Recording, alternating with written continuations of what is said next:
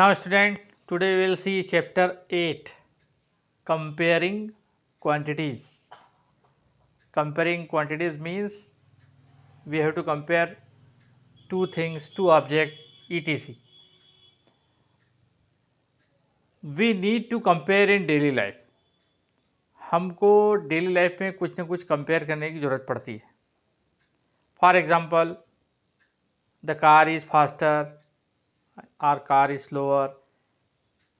Some students are taller, some students are smaller, something is long, something is short, something is heavy, something is light, etc.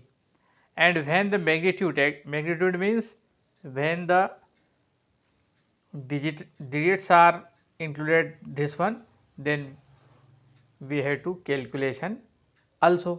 जैसे long और short अपन बोलेंगे ये 10 centimetre long है, ये 5 centimetre छोटा है, तो यहाँ पर यूनिट्स भी आ गई और डिजिट्स भी आ गए, मैग्नीट्यूड एंड यूनिट दोनों आ गए.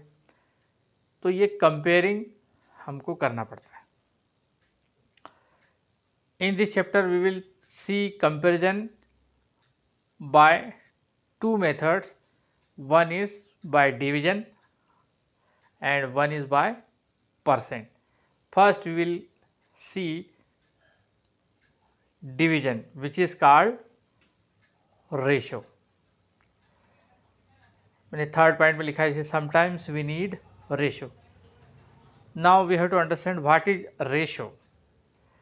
Ratio is comparison by division. जब हम दो क्वांटिटीज़ का डिवीजन से कंपेयर करते हैं तो ये कहलाता है और ratio is comparison by division. Second important point about ratio is ratio has no unit.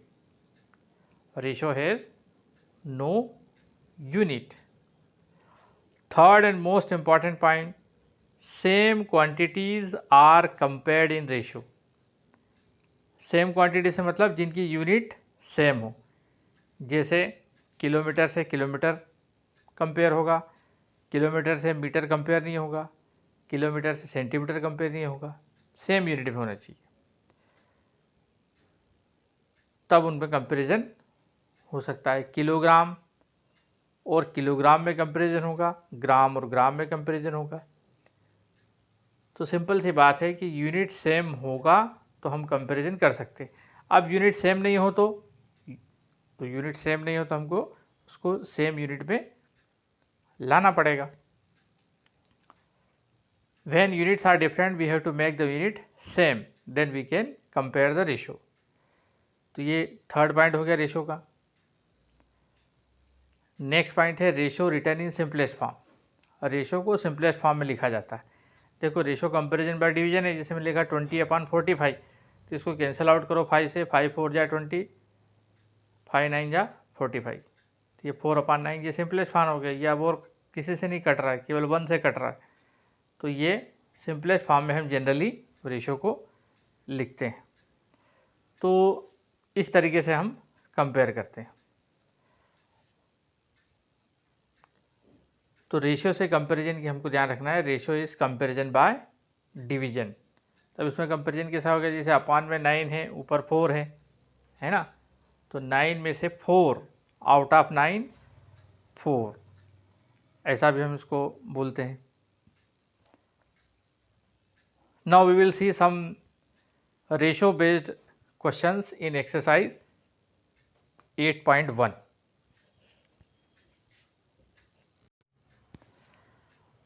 Now I already told you that we will see two methods. One method is ratio and second method is percent. The percent word is derived from the Latin word percentum और इसका meaning भी बिल्कुल आसान है. Per means each, cent means 100, on each 100. और ये जो 100 है इसको ही बार बार लिखा जाता था जब क्वेश्चन किए जाते थे. इसको बार बार 100 पर कैलकुलेट करना है, 100 पर कैलकुलेट, तो ये साइन 100 बिगड़ कर ये साइन बन गया, एक ऑब्लिक लाइन और इधर एक जीरो. इसको हम पढ़ते हैं, इस साइन को पढ़ते हैं परसेंट. अब परसेंट जो है ये क्यों बना, why the percent we need, because it is easy to calculate on 100। हमारा माइंड जो है 100 या 10 इन पे कैलकुलेशन करना आसान समझता है और उसको जल्दी कैच करता है, इसीलिए परसेंट बना। सपोज मैंने लिखा है फाइंड आउट 10% ऑफ 100।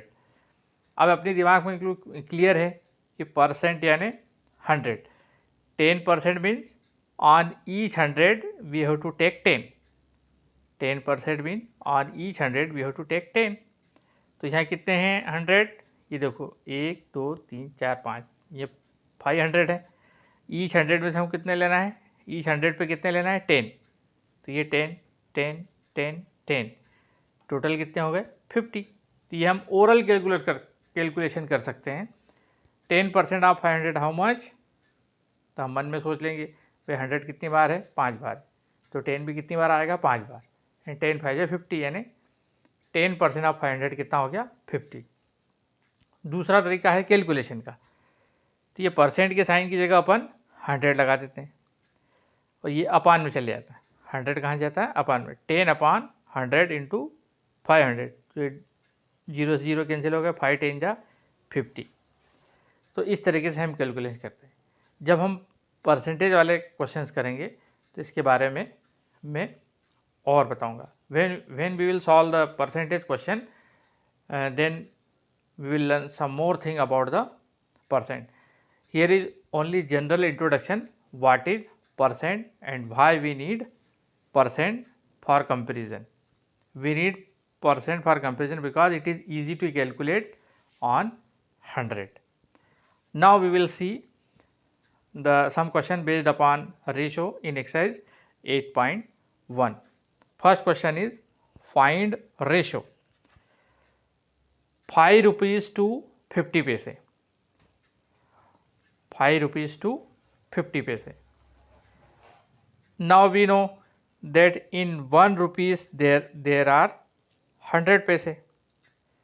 अब ये रुपीज़ में हैं, ये पैसे में हैं। मैंने जैसे आपको पहले रूल बता दिया है कि सेम यूनिट होना चाहिए, तो हमको रुपीज़ को पैसे में बदल लेना चाहिए, बड़ी यूनिट को छोटी यूनिट में बदल लेना चाहिए।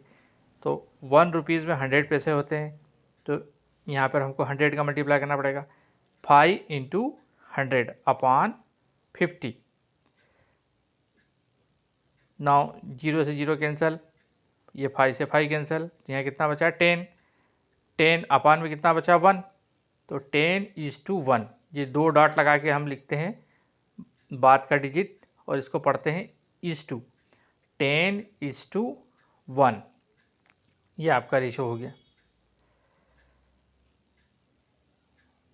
तो इसको जब हमने सॉल्व किया तो 10:1 यानी 1 50 पैसे से 5 रुपये कितना गुना ज़्यादा है, 10 गुना ज़्यादा है।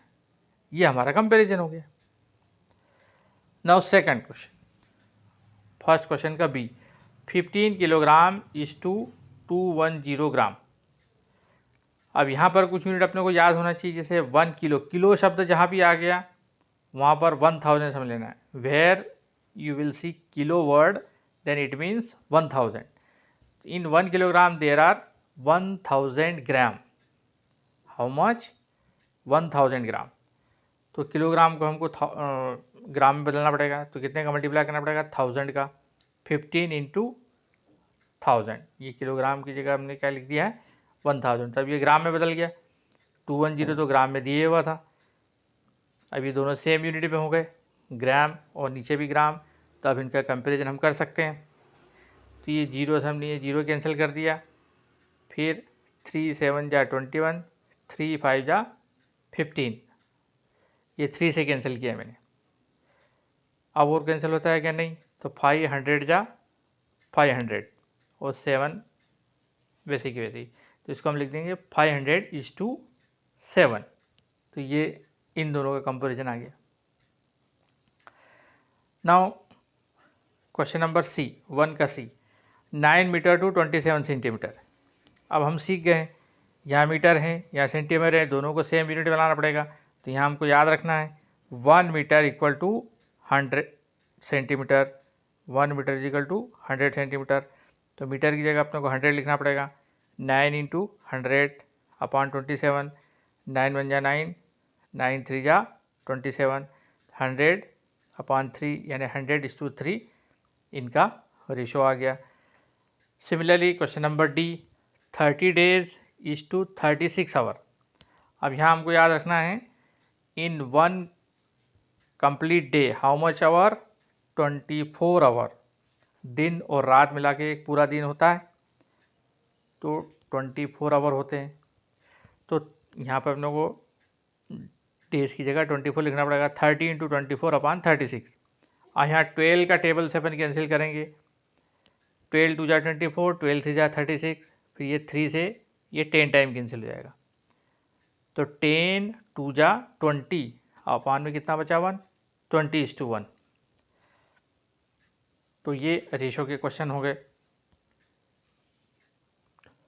Now question number 2, I am reading out the question number 2. In a computer lab, there are 3 computers for every 6 students. How many computers will be needed for 24 students? Computer और स्टूडेंट में अपने को रेशो लेना है। Computer upon student equal to computer upon student. कितने computer है, 3 computer है। कितने स्टूडेंट है, 6। अब यहाँ पे कितने कंप्यूटर है नहीं पता, एक्स मान लो। स्टूडेंट कितने हैं, 24। क्रॉस मल्टीप्लाई करो, 6 का x में, 24 का 3 में, ये आ गया। अब 6 को अपन ट्रांसफ़र कर देंगे, अपान में आ जाएगा, ये अपान में आ गया। 6 4 जा 24, 4 3 जा 12। इट मीन्स 12 कंप्यूटर रहेंगे। 24 स्टूडेंट के लिए कितने हमको कंप्यूटर लगेंगे, 12 computer. Now question number 3। In question number 3, population of Rajasthan is given 570 lakh and area of Rajasthan is given 3 lakh kilometer square. Population of UP Uttar Pradesh is given 1660 lakh and area is given 2 lakh kilometer square. We have to find how many people are there per kilometer square in both these states. तो people पर kilometre square निकालना है अपने को। तो अपन इसका formula हो जाएगा पॉपुलेशन अपान एरिया। पॉपुलेशन कितनी है, 570 लाख। एरिया कितना है, 3 लाख।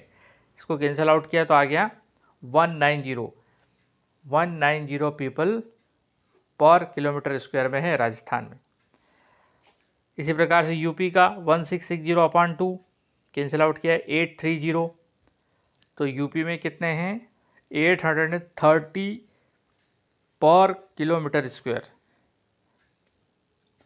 इतने लोग हैं। तो सेकंड क्वेश्चन है, which state is less populated. तो इनमें लेस कौन सा है, ये 830 है, 190 है, 190 लेस है, 190 यानी राजस्थान में पॉपुलेशन कम है।